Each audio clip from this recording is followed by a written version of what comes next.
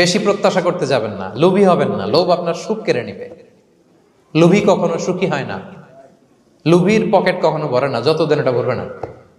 লোভী হব আমরা না। অতিরিক্ত প্রত্যাশা করব না, অল্প প্রত্যাশা করবো। I am not talking about the গোল।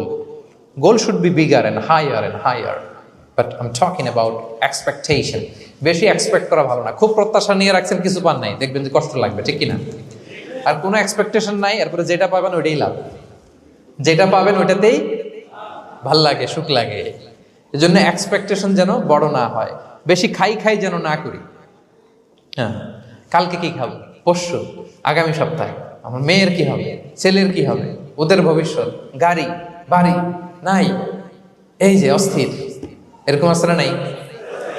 আজকের জন্য বাঁচুন, আজকের জন্য বাঁচুন, কারণ আগামীকালের তো জন্মই হয়নি।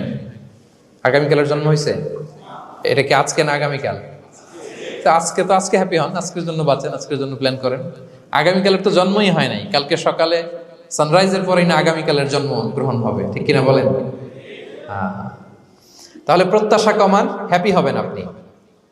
ইমাম গাজালি রাহিমাহুল্লাহ একটা চমৎকার কথা বলতেন। উনি বলতেন, তোমার রিজিকে যা আছে এটা 2 পাহাড়ের মাঝখানে থাকলেও এটা তুমি পাবা। আর যেটা তোমার রিজিকে নাই, ওইটা অনেক দূর থেকে আনার পরেও হাত দিয়ে নিয়ে 2 ঠোঁটের মাঝখানে রাখলেও ওটা